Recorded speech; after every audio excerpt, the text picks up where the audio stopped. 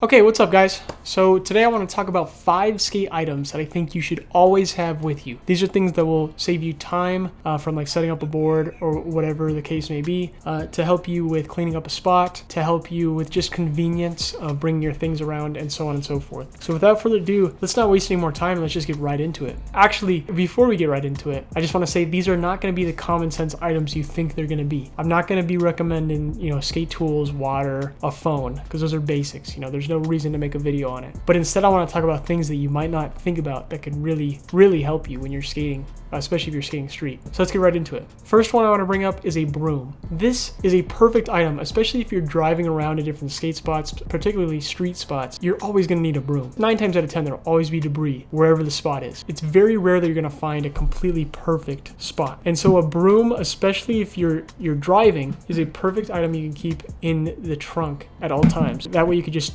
sweep up whatever the debris may be around the spot. Number 2 is a license plate or sign and duct tape. Now this is something that you might be really curious, like, why do I need a license plate? Obviously if you're driving you're gonna need a license plate, but this is to cover cracks. Like I said with the last tip, 9 times out of 10 you're not gonna find a perfect spot unless you're in LA, and so you're probably gonna go to a spot, particularly a street spot or even at the park, where there's gonna be either rocks or cracks everywhere. So if you have a sign and there's, let's say you want to hit a stair set and there's a huge crack at the beginning of the stair set, you can put a sign down, tape it to the ground, and you could use that to cover the cracks. Now obviously you could use other things like Bondo. That's something that a lot of skaters recommend. However, this is something that you're going to probably always have to pay for. Whereas a sign, depending on the flexibility of the sign and how well it actually works for you, you could always use and you won't have to pay so much money for Bondo. Okay, tip number 3 is to always bring a fanny pack, man. This is something that I said in my very first video, and I'm not saying this because it looks cool or because it's trendy. I'm saying this because this is the perfect toolkit that you can bring anywhere. Obviously, you can bring a backpack too, but sometimes a backpack is just too much, too heavy, too big. And so a fanny pack's perfect. You can keep all your bearings, bushings,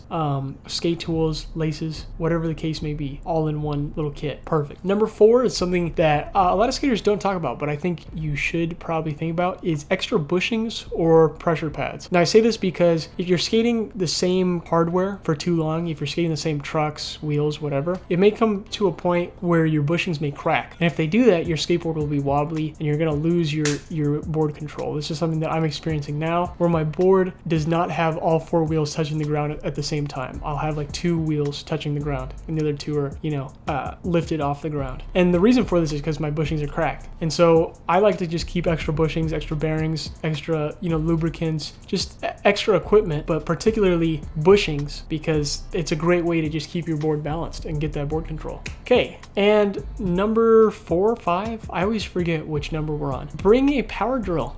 Especially if you're keeping this stuff in your car, like in your trunk, it'll save you so much time from setting up a board with a T-tool and a screwdriver. Using a power drill will save you maybe like 5 to 10 minutes when setting up your board. Perfect, absolutely perfect. And do I have any more? And the very last item I want to recommend is a massage tool of some sort. Now, I'm not going to say that you should buy the, massage guns that the pros use, because those are typically a couple $100s. But you could always just go to like Walmart, Target, whatever, and go to the fitness aisle. They'll have a whole bunch of like therapeutic items that you could buy to help you. Especially if you're someone that skates a lot of drops or a lot of high impact obstacles. If you could just get like a little ball or some sort of tube you could just massage your foot with, it's perfect. It's a lifesaver and you're not going to get as hurt as much. So hopefully those items help you out, and peace.